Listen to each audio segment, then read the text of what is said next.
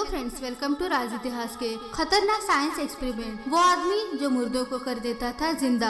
आज हम आपको इतिहास के उस वैज्ञानिक के बारे में बताएंगे जिसने एक मरे हुए जीव को फिर से जिंदा करने की कोशिश की और इसमें वो सफल भी हुए।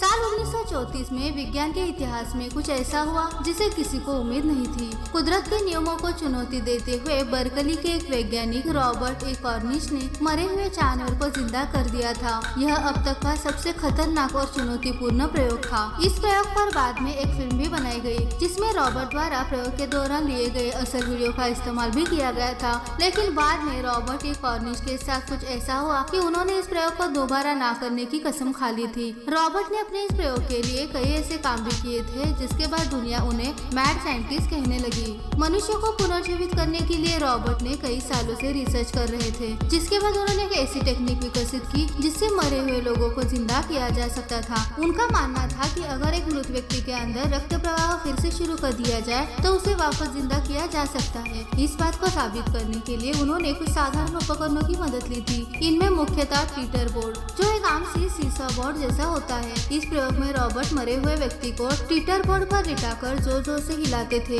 जिससे शरीर के अंदर रक्त प्रवाह वापस से शुरू किया जा सके। इस प्रयोग को सफल बनाने के लिए उसने मेडिकल प्रक्रिया भी आजमाई, लेकिन उसे सफलता नहीं मिली। इस प्रयोग में असफल होने के बाद रॉबर्ट ने इस एक्सपेरिमेंट को जानवरों पर करने की ठानी। मई 1934 को रॉबर्ट ने अपने प्रयोग के लिए 5 कुत्तों का इस्तेमाल किया था जिसका नाम उसने लैज़रस रखा। इन सभी कुत्तों को रॉबर्ट ने नाइट्रोजन गैस मिक्सचर देकर मार दिया और इनके मरे हुए शरीर को टीटर बोर्ड से बांध दिया था। इसके बाद इन कुत्तों के शरीर में इंजेक्शन की मदद से एक ऐसा मिक्सचर डाला गया जिसमें एड्रेनालाइन घुला हुआ था। इसके बाद उनके मुंह में मशीन की मदद से ऑक्सीजन सप्लाई किया गया। इस दौरान बोर्ड को आगे पीछे घुमाया जा रहा था ताकि यह मिक्सचर आसानी से उनके शरीर में घुल जाए। इस एक्सपेरिमेंट के बाद 3 कुत्ते कुछ समय के लिए वापस जिंदा हो गए, लेकिन कुछ देर बाद वो कोमा में चले गए। हालांकि लैज़रस को सफलतापूर्वक पुनर्जीवित कर लिया था। साल 1935 में मॉडर्न मैकेनिक्स में छपे एक आर्टिकल के अनुसार पुनर्जीवित होने के बाद लैज़रस आई भी किसी सहारे के बिना खड़ा नहीं हो पाता था। वही 5वां कुत्ता लैज़रस भी केवल 4 दिनों में ही वापस नॉर्मल हो गया था। हालांकि इस एक्सपेरिमेंट के बाद ये दोनों कुत्ते कब तक जीवित रहे इसका पता किसी को नहीं चल पाया।